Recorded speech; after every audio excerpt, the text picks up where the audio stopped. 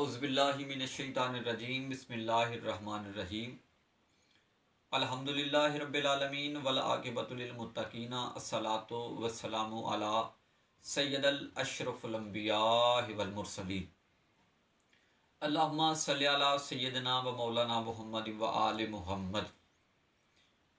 جی آج کل ایک سوال جو آ رہا ہے اس کے جواب میں نے یہ بیان ریکارڈ کروانا ہے، تاکہ سوال کیا ہے، انہوں نے کہا کہ جہاں پر مولا کائنات کی شان پڑھی جائے تو لوگ کہتے ہیں کہ جی مولا کائنات کی شان کو بڑھا دیا انہوں نے۔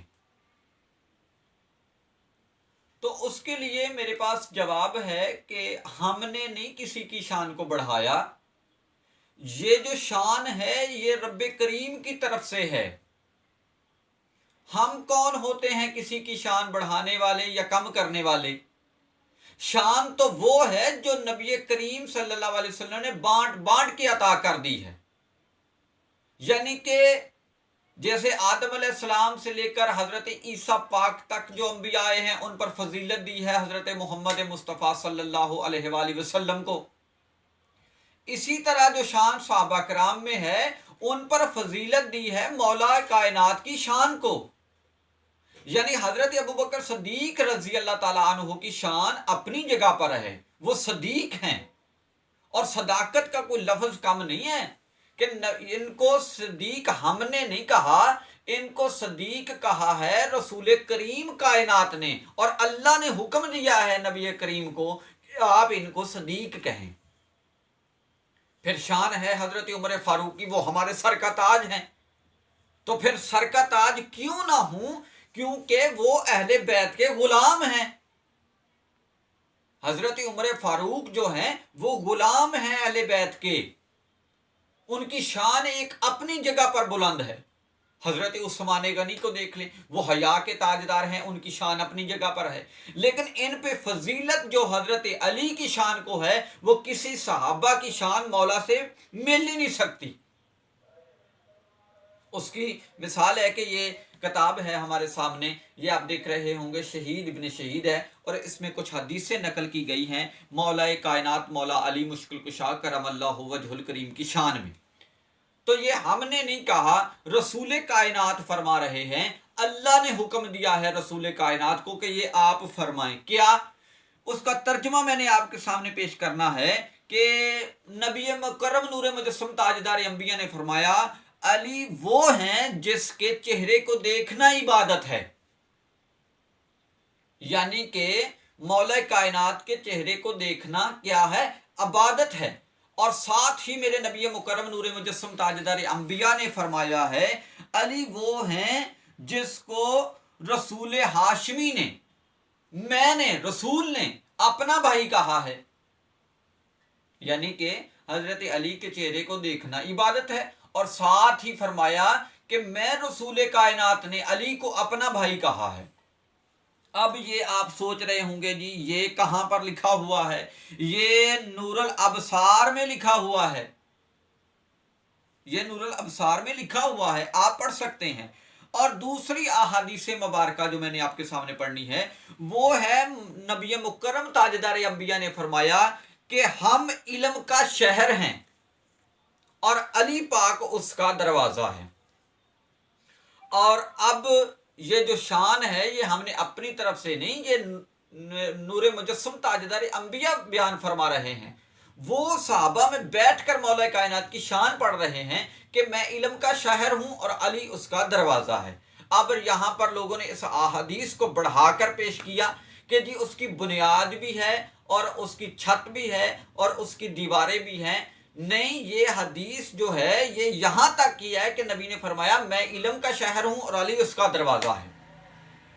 اب بنیاد کا لفظ یہاں پر استعمال ہوا ہے، یہ حدیث کے الفاظ نہیں ہیں۔ جھوٹی باتوں سے صحابہ کی شان اور فضیلت بلند نہیں ہوتی، کہ جھوٹ پہ جھوٹ آ رہا ہے کہ نبی نے یہ بھی کہہ دیا، نبی نے نہیں، یہ حدیث یہاں تک ہے، اس میں حضرت ابوبکر صدیق کا لفظ نہیں آیا، इसमें हजरत उमर फारूक का लफ्ज नहीं आया, इसमें हजरत उस्मान गनी का लफ्ज नहीं आया, किसी और साहबी का इस हदीस में लफ्ज नहीं आया। मेरे नबी ने फरमाया है मैं इल्म का शहर हूं और अली उसका दरवाजा है। तो मौलवियों ने क्या किया, उन्होंने एक कमरा बना दिया, उस पर छत डाल दी और उसकी चार दीवारी भी कर दी। नहीं नहीं, ये हदीस बिल्कुल झूठी है और इस हदीस का कोई तल्लुक इस हदीस के साथ नहीं है। नबी मुकर्रम ने फरमाया मैं इल्म का शहर और अली उसका दरवाजा है, ये यहां तक हदीस थी। और साथ ही फरमाया मैं हिकमत का घर हूं, ये हदीस में घर का लफ्ज है, मैं हिकमत का घर हूं और अली उसका दरवाजा है। अब आप कहेंगे ये कहां पर लिखा हुआ है, ये तिरमिज़ी शरीफ में लिखा हुआ है, आप देख सकते हैं कि मैं हिकमत का घर हूं और अली उसका दरवाजा है। अब हिकमत भी नबी पाक और अली पाक उसका दरवाजा है, ये शान हमने नहीं बढ़ाई। और साथ ही फरमाया है कि जिसके हम मौला हैं उसके अली मौला हैं। अब देखा जाए तो आप पूछेंगे ये कहां पर लिखा हुआ है, मन कुन तो मौला हो फहाजा अली मौला, ये भी तिरमिज़ी शरीफ में लिखा हुआ है। अब आगे चलते हैं, इसी किताब के साथ मैंने आपको हवाले भी दिए, मैंने अपनी तरफ से कोई बात नहीं करनी और ना मुझे ज़े भी देता है कि मैं अपनी तरफ से कोई हदीस को बढ़ाकर पेश करूं। इसमें है, ये तिरमिज़ी शरीफ के जो अल्फाज हैं, नबी करीम सल्लल्लाहु अलैहि वसल्लम ने इरशाद फरमाया है अली हम से हैं, हम अली से हैं।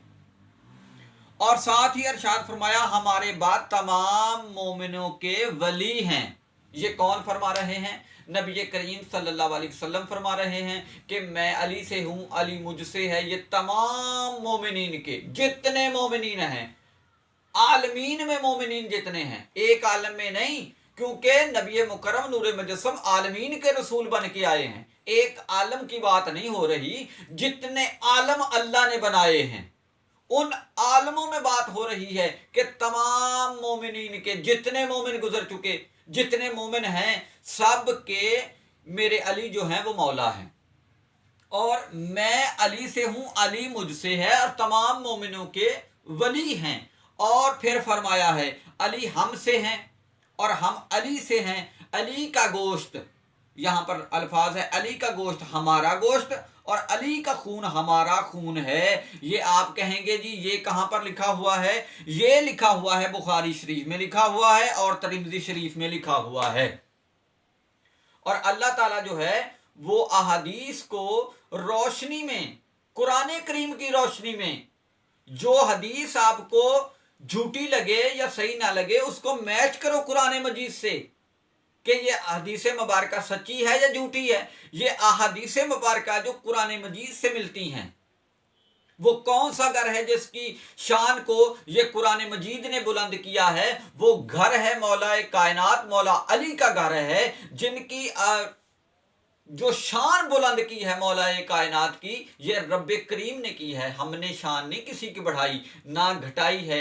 अबू बकर सिद्दीक की शान अपनी जगह पर है, हजरत उमर फारूक की जो शान है वो अपनी जगह पर है, हजरत उस्मान गनी से लेकर जितने साहबी रसूल हैं सबकी शान अपनी जगह पर है। लेकिन मौला कायनात सरदार हैं, इनकी शान अपनी जगह पर है। और कोई भी मुफस्सर आ जाए, कोई भी आ जाए, कोई साहबी आ जाए, मौला अली की शान के साथ उसकी शान नहीं बराबर हो सकती। अल्लाह ताला समझने की तौफीक अता फरमाए।